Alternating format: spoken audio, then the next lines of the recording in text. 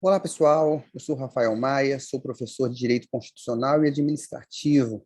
Conversando com meu amigo Rômulo Rogido, a gente percebeu que boa parte das pessoas não conhece bem os seus direitos de cidadão, não sabe como exercer a cidadania. E considerando que agora estamos em 2022, ano de eleição, surgiu a ideia de tentar, por meio da internet, gravar algumas aulas sobre os principais conceitos de cidadania, sobre o funcionamento do Estado brasileiro, sobre os nossos direitos políticos, sobre as instituições, sobre como todo esse arcabouço funciona, para que as pessoas possam entender um pouco melhor o seu papel de cidadão na sociedade e como cada um de nós pode, exercendo o seu direito, contribuir para a formação de um país melhor para todos nós. A ideia é que eu grave algumas aulas sobre os principais conceitos que envolvem a cidadania, com uma linguagem simples, acessível, trazendo tudo aquilo, ou quase tudo aquilo que a gente precisa saber para que a gente possa ser um cidadão melhor. Então, estou chamando isso de um curso sobre direito e cidadania, e eu vou dividir esse curso em 3 grandes blocos. No primeiro bloco, eu vou falar um pouco sobre os direitos políticos, quais são esses direitos políticos, como que a gente deve exercê-los. No segundo bloco, eu vou falar sobre a Federação Brasileira, então vou falar como que funciona a repartição de competências entre União, Estados, Distrito Federal e municípios. E no terceiro bloco, eu vou falar sobre separação de poderes. E aí eu vou falar sobre o poder executivo, o poder legislativo e o poder judiciário, sobre como cada um desses poderes se organiza e quais são as suas principais atribuições. Cada um desses blocos vai ter uma série de aulas. Eu não sei precisar quantas, porque eu estou pensando em aulas mais curtas, né, no máximo 30 minutos, para que seja acessível para todo mundo. Então, eu vou começar hoje falando de direitos políticos, e se você gostar, se você curtir, eu peço que você compartilhe com seus amigos, com seus familiares, com seus colegas de trabalho, para que a gente possa ter cada vez mais cidadãos bem formados e bem instruídos sobre como a gente pode exercer melhor a cidadania. Então, vamos lá. Como eu disse para vocês, vou compartilhar uma tela aqui que eu vou utilizar como se fosse um quadro branco. Como eu comecei dizendo para vocês, esse primeiro bloco nós vamos falar sobre direitos políticos. E aí nós precisamos entender do que se trata, né? O que são, afinal, direitos políticos? Quais são os nossos direitos políticos? Como que eles funcionam? Como que a gente pode exercer esses direitos políticos de uma forma mais efetiva. Então, o primeiro ponto que nós teremos aqui para falar é o conceito, né? Eu fiz uma bobagem aqui no meu... É o conceito. O que são direitos políticos? Então, vamos lá. O que é? O que são direitos políticos?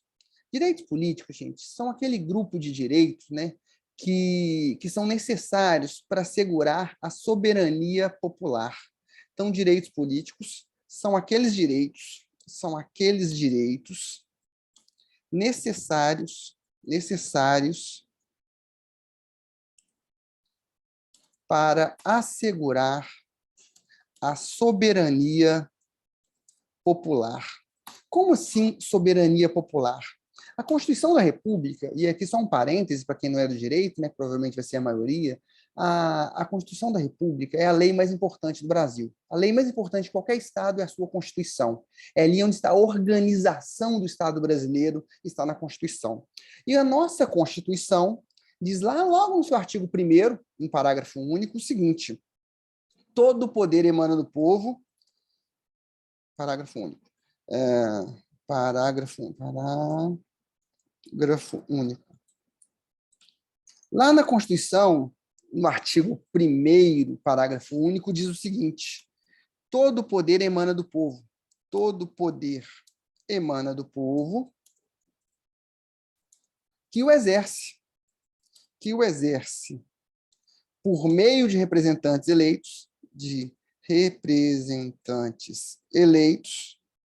ou diretamente, nos termos desta Constituição.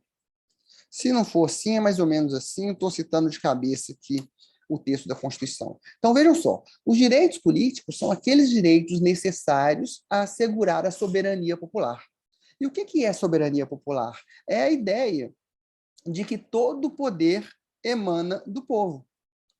Então, se todo poder emana do povo, esse povo vai exercer esse poder por meio dos direitos políticos. Ok? Então, reforçando, direitos políticos são aqueles direitos necessários para assegurar a soberania popular. Soberania popular prevista logo no início da Constituição, com a ideia de que todo poder emana do povo. Ok? Então, todo poder, no nosso caso, emana do povo, aqui no nosso país, porque nós estamos numa democracia. O mesmo artigo 1º da Constituição vai dizer o seguinte, olha, a República Federativa do Brasil, formada pela união indissolúvel dos estados, municípios do Distrito Federal, constitui-se em Estado democrático de direito. Então, nós estamos em uma democracia. E o que é democracia, né? A gente fala tanto disso, a gente quer mais democracia. Democracia é um sistema político, e é um sistema político por meio do qual o povo pode manifestar as suas opiniões. É o povo quem decide. Então, vejam, voltando aqui nessa primeira tela do artigo 1º, parágrafo único, todo poder emana do povo. O poder está na mão do povo. Isso é democracia, é o governo do povo. Só que esse povo vai exercer esse poder como? Segundo a Constituição, por meio de representantes eleitos ou diretamente. Então, nós temos basicamente 3 tipos de democracia no mundo. Nós temos a chamada democracia direta, nós temos a democracia indireta, também chamada de representativa, e nós temos a democracia semidireta. Democracia semidireta, também chamada de participativa. Democracia direta, gente, é aquela que o povo diretamente toma suas decisões. Ela está praticamente extinta hoje. A ideia de democracia lá da Grécia Antiga, onde o povo se reunia em praça pública para tomar as principais decisões.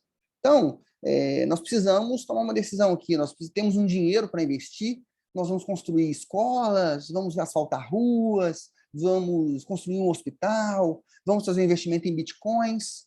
Reúne o povo em praça pública para que o povo tome essa decisão. Então, vejam, o povo diretamente vai dizer o que fazer. Eu disse que está praticamente extinta, mas nos livros de direito, de ciências políticas, vão falar que em alguns cantões suíços, então veja, a Suíça é um país pequenininho, e além disso dividido em cantões, né, que seriam os nossos estados aqui, em alguns cantões suíços ainda tem essa ideia de democracia direta. Já a democracia indireta ou representativa é aquela em que o povo vai escolher representantes para que em seu nome esse representante tome as principais decisões. Então, eu tenho uma opinião, eu tenho uma ideia do que eu quero, das decisões que eu quero tomar, só que eu vou escolher alguém para fazer isso no meu lugar. Eu vou votar em governadores, prefeitos, deputados, senadores, vereadores, para que essas pessoas que eu escolher em meu nome, para que essas pessoas possam tomar as decisões, mas elas vão tomar em meu nome, elas estão me representando. Essa é a democracia representativa.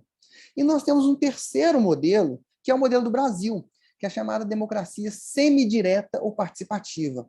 E o que quer dizer essa democracia semidireta ou participativa?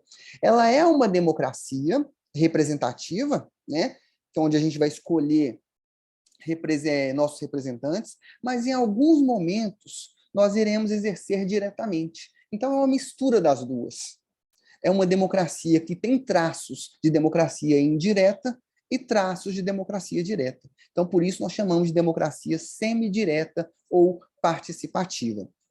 Tranquilo? Então, voltando um pouquinho naquilo que a gente já viu até hoje, até agora, né? Nós já vimos que os direitos políticos são aqueles direitos necessários para que a gente possa exercer a soberania popular. Vimos que todo o poder emana do povo, que vai exercê-lo diretamente ou por meio de representantes eleitos, né? A Constituição até inverte por meio de representantes eleitos ou diretamente, nos termos da Constituição, e vimos que nós temos 3 tipos de democracia. A democracia direta, que é aquela que o povo vai diretamente dizer aquilo que eles pretendem, que eles querem para o Estado. A democracia indireta, que é aquela que o povo vai escolher representantes para dizer em seu nome, e a democracia semidireta ou participativa, que é uma mistura das duas. Lembrando que, pela própria redação aqui do artigo 1º, parágrafo único, nós estamos numa democracia semidireta.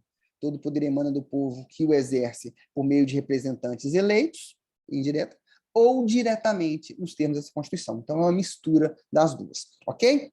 Seguindo um pouco mais, nós vamos falar agora dos chamados direitos políticos em espécie. Direitos políticos em espécie. Quais são esses direitos políticos, gente? Nós estamos falando que são direitos necessários para o exercício da soberania popular, mas quais são eles? Então, vamos lá, direitos políticos em espécie.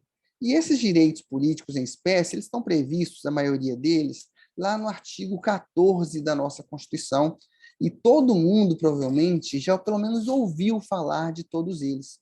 Quais são esses direitos? O que são e quais são os direitos políticos em espécie? Como que a gente vai exercer a nossa soberania popular? Então, vamos lá. Nós temos o plebiscito, temos o referendo,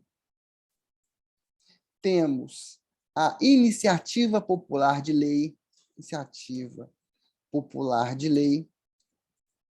temos a ação popular, e, por último, talvez o mais importante, temos também o direito de sufrágio, que pouca gente talvez já tenha ouvido falar com esse nome, mas direito de sufrágio nada mais é do que o direito de votar e ser votado. Então, vejam, esses são os direitos políticos. Por meio desses direitos aqui, do plebiscito, do referendo, da iniciativa popular, da ação popular e do direito de votar e ser votado, nós vamos exercer a nossa soberania popular. Então, a ideia agora é que a gente consiga falar de cada um desses direitos, pelo menos resumidamente, né, para que a gente possa entender do que se trata, entender como que eles se organizam, como que eles são exercidos, e a gente possa encerrar esse primeiro bloco das nossas aulas aqui, voltando, por último, deixando o direito de sufrágio, que talvez seja o mais complexo e o mais completo, por uma outra aula, ok? Então, vamos lá. Direitos políticos em espécie: plebiscito, referendo, iniciativa popular de lei, ação popular e direito de sufrágio. Eu vou começar falando sobre plebiscito e referendo. Eu gosto de falar dos dois juntos, porque eles são muito parecidos. Plebiscito e referendo. Eles são muito parecidos um com o outro e muita gente confunde por causa disso. Então, para a gente entender melhor a ideia de plebiscito e referendo, eu vou fazer uma tabelinha aqui, explicando cada um deles, né, trazendo as semelhanças e as diferenças entre eles, para que a gente possa entender melhor como que se dá esses direitos políticos. Então, vamos lá. Plebiscito de um lado, né? Plebiscito de um lado, referendo de outro. O que é o plebiscito? O plebiscito, gente, é uma consulta popular. Eu vou perguntar para o povo, vejam, o que o povo diretamente quer sobre aquilo. Então, eu vou falar com o povo assim: olha, eu tenho essa decisão aqui, povo, o que vocês acham? Sim ou não? O povo vai ser consultado sobre determinada decisão. Esse é um plebiscito. E o referendo? Também. O referendo também é uma consulta popular. Quem no Brasil pode convocar plebiscito? quem vai ter a iniciativa de falar, olha aqui, povo, o que vocês acham disso? O plebiscito, ele é convocado no Brasil, convocado pelo Congresso Nacional. Congresso Nacional, nós vamos ver em uma das nossas aulas, é a União de Câmara dos Deputados e Senado Federal, está lá em Brasília, aqueles prédios, aquele conjunto bonito lá do Niemeyer, na Praça dos Três Poderes. Isso está previsto lá no artigo 49, inciso 5 da Constituição Federal. Na verdade, se vocês forem consultar a Constituição, se não for 5, é 15. Eu sempre confundo se é 5 ou 15, mas acho que é 15. É da competência exclusiva do Congresso Nacional convocar plebiscito e autorizar referendo. Então, referendo também é autorizado pelo Congresso Nacional. Então, é muito comum em campanhas eleitorais a gente ver o seguinte, o candidato a presidente, principalmente, né, dizer o seguinte, olha, eu, quando for eleito, eu vou convocar um plebiscito para fazer uma reforma política, eu vou convocar um plebiscito para fazer uma reforma trabalhista, uma reforma tributária. Não vai, não vai. Porque no Brasil, só quem pode convocar plebiscito ou autorizar referendo é o Congresso Nacional. Então, essa é uma questão importante para a gente estar atento, né? Porque muitas vezes a gente é enganado em relação a isso no discurso, que, como vocês sabem bem, o discurso na propaganda política ele é muito bonito. Então, nós vimos que o plebiscito é uma consulta popular e o referendo também é uma consulta popular. Nós vimos que o plebiscito é convocado pelo Congresso Nacional e o referendo é autorizado pelo Congresso Nacional. Mas qual que é a diferença entre os dois? O plebiscito, gente, é uma consulta prévia. Primeiro eu pergunto para o povo se ele quer ou não, e depois eu faço a lei ou ato administrativo. Então é o seguinte, eu pergunto assim, povo, vocês querem uma reforma política? Sim ou não? A resposta é sempre essa, sim ou não. Aí o povo fala sim. Ok, o povo disse sim. Vamos fazer uma reforma política. Nós tivemos um exemplo de plebiscito no Brasil no ano de 1993. Em 1993, a gente teve um plebiscito para poder escolher qual seria a forma de governo e o sistema de governo no Brasil. O povo foi às urnas para dizer se o povo queria república, que o Brasil fosse uma república. República, vocês vão se lembrar disso. Ou monarquia, forma de governo, né? E também, no mesmo plebiscito, se o povo queria que a gente tivesse um sistema presidencialismo ou parlamentarismo. Então, a pergunta era essa. Vocês querem que o Brasil tenha qual forma de governo? República ou monarquia? Aí o povo lá respondeu, república. Então, quem se acha príncipe, aí o Brasil está cheio de gente se intitulando príncipe, que são herdeiros da família real. Não existe príncipe, porque nós estamos numa república. E depois disso, que seja um presidencialismo ou parlamentarismo, sistema de governo. E o povo escolheu presidencialismo, e é o que nós temos aí, uma república presidencialista. Então, na ideia do plebiscito, eu pergunto para o povo, se o povo dissesse, olha, nós queremos uma monarquia, depois que o povo escolhesse, ia ser feita uma Constituição, uma outra Constituição, ou ia alterar essa Constituição para adequá-la à monarquia. Então, primeiro eu pergunto e depois eu faço a lei ou ato administrativo. Já o referendo, por sua vez, é uma consulta posterior. Primeiro eu faço a lei ou ato administrativo, ou ato normativo, e depois eu pergunto para o povo se ele concorda ou não. Exemplo recente no Brasil, o Estatuto do Desarmamento.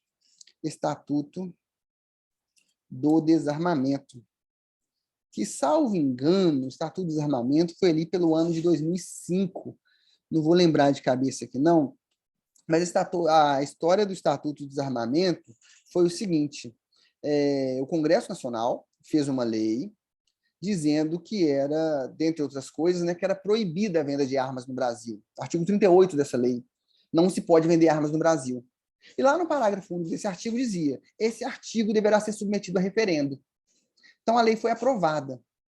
Só que o povo tinha que dizer se podia, se ele seria aprovado ou não, tá vendo? Uma consulta posterior, a lei já está pronta. E aí o povo foi às urnas contra o Estatuto do Desarmamento. Então, contra a proibição, na verdade, né, de venda de armas. Tanto é que é possível comprar armas hoje, desde que você preencha uma série de requisitos. Então, plebiscito e referendo é essa a diferença entre os dois. Ambos são consultas populares, são convocados e autorizados pelo Congresso Nacional, mas o plebiscito é uma consulta prévia e o referendo, por sua vez, é uma consulta posterior. No plebiscito, primeiro eu pergunto, depois eu faço a lei. No referendo, eu faço a lei e depois eu pergunto se o povo aceita ou não. Ambos são instrumentos de participação direta. Tranquilo? Beleza. O próximo direito político em espécie que nós temos aqui é a famosa iniciativa popular de lei. Iniciativa popular de lei. O que é essa iniciativa popular de lei? Que vem a ser? É a possibilidade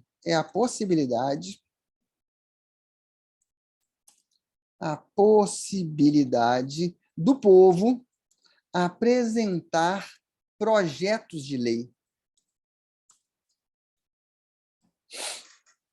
Então, a Constituição diz que se você tem uma boa ideia, né, se você acha que você pode contribuir para o poder legislativo, fazer uma ideia de uma lei nova, você pode apresentar uma proposta de lei. Olha que legal. Você faz um projeto de lei e esse projeto de lei ele é apresentado. Você não precisa de um deputado ou um senador para apresentar esse projeto de lei. Você mesmo pode apresentar. Beleza? E quais são os requisitos? É fácil? Eu posso sozinho, eu, ir lá e apresentar um projeto de lei? Eu, Rafael, aqui, vou fazer um projeto de lei e vou entregar lá? Até posso. Só que isso não vai ser. Eu vou depender, para que ele seja protocolado, eu dependo de um deputado ou senador. Eu não fui eleito para isso.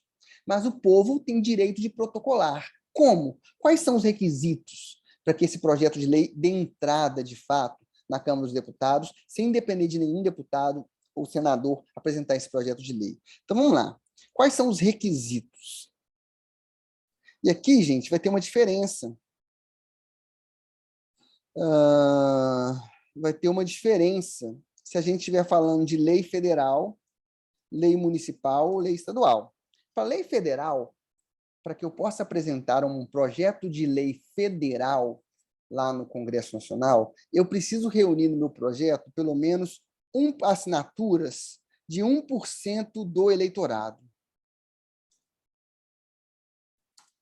Então, eu preciso reunir no meu projeto assinaturas de 1% do eleitorado. Considerando que nós temos hoje mais ou menos 150 milhões de eleitores, eu precisaria de 1,5 milhão de assinaturas. 1,5 milhão de assinaturas para apresentar um projeto de lei.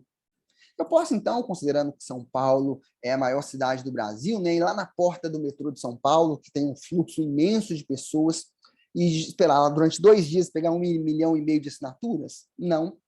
Porque essas 1,5 milhão de assinaturas, esse 1% do eleitorado, tem que estar reunido em pelo menos 5 estados da federação. Em pelo menos 5 estados da federação. Então,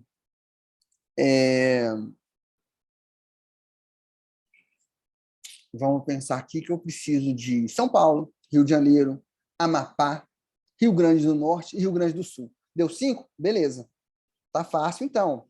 Eu vou lá no metrô de São Paulo, pego 1.400.000 assinaturas lá, vou aqui em Minas Gerais, dia do Jogo do Galo, pego mais 50 mil assinaturas, vou no Rio Grande do Sul, dia do Jogo do Grêmio, pego 45 mil assinaturas, e 2.000 ali, 2 ali, deu certo? Não.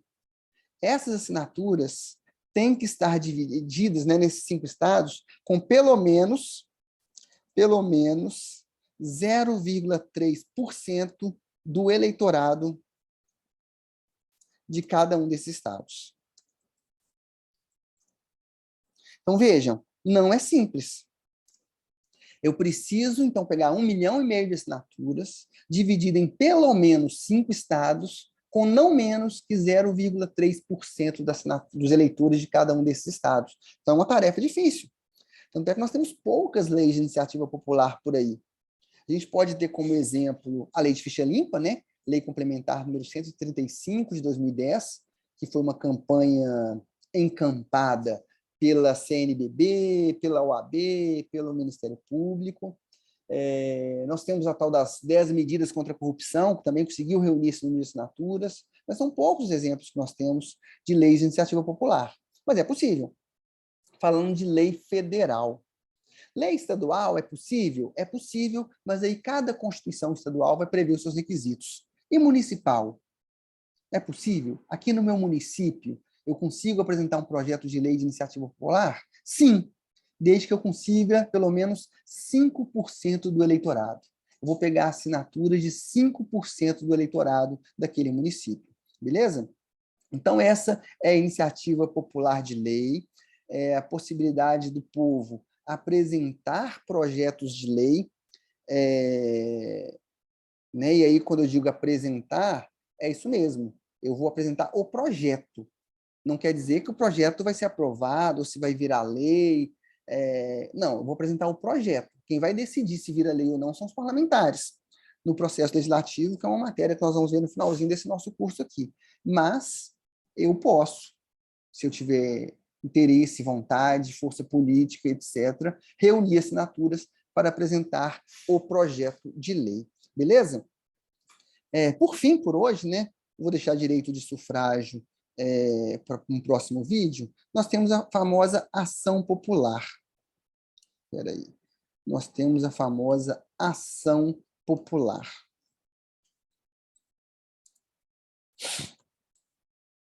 E o que é, gente, essa ação popular? A ação popular é um remédio constitucional, a gente usa esse nome, né? É uma ação judicial, por meio da qual qualquer cidadão pode ir lá no judiciário requerer a anulação, o cancelamento de um ato administrativo que seja lesivo. Lesivo a quê? Ao patrimônio público, ao meio ambiente, ao patrimônio histórico e cultural brasileiro e à moralidade administrativa. Então, vou escrever aqui esse conceito para vocês entenderem melhor. Qualquer cidadão, então é uma ação judicial que ela é disponibilizada ao cidadão, é parte legítima para requerer judicialmente a anulação de ato administrativo lesivo ao patrimônio público,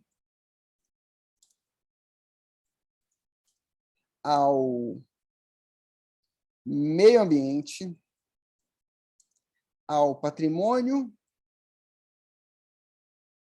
histórico e cultural e à moralidade administrativa. E à moralidade administrativa. Então, dá um exemplo aí para a gente, Rafas Maia. O exemplo é o seguinte: imaginem vocês que onde você mora tem uma área de preservação ambiental. E nessa área de preservação ambiental, você tem ciência de que a prefeitura, né, o prefeito lá do seu município, está negociando com uma mineradora para poder fazer ali uma espécie de uma área de mineração ali. Vai construir uma mina no meio de uma área de preservação ambiental. E você é uma pessoa que se importa muito com o meio ambiente. Você, pessoalmente, pode ir lá no judiciário e requerer a anulação daquele ato. Ou outro, exemplo concreto. Aconteceu a nível federal e aconteceu aqui no estado de Minas Gerais também. Vocês lembram quando a Dilma nomeou o Lula para ser ministro? E aí muita gente dizia que a Dilma estava nomeando o Lula para ser ministro para poder burlar a justiça, né? Para poder ganhar foro privilegiado. Nesse dia, nós tivemos distribuídas no Brasil 57 ações populares querendo anular a nomeação do Lula. sob o argumento de que aquela nomeação violaria a moralidade administrativa. Da mesma forma, aconteceu agora também no governo Bolsonaro. O governo Bolsonaro nomeou Alexandre Ramagem para chefe da Polícia Federal. E aí veio um tanto de gente dizendo, olha, o cara é melhor amigo do filho dele, os caras estão sendo investigados, essa nomeação está violando a moralidade. Aí foi a justiça e suspendeu tanto a posse do Lula quanto a posse do Ramagem, por entender que violava a moralidade administrativa. Então, a ação popular é uma ação que está à disposição do cidadão. E aí, cidadão, nesse sentido aqui, é quem tem título de eleitor, é quem pode votar e ser votado. Beleza? Então, esse foi o primeiro encontro aqui da nossa conversa sobre cidadania, né? Espero que a gente possa conseguir cumprir esse objetivo e que esses vídeos possam chegar no maior número de pessoas possíveis. E é isso aí. No próximo encontro, nós vamos falar sobre direito de sufrágio, que é o direito de votar e ser votado. Ok? Grande abraço, até a próxima, pessoal, e até mais.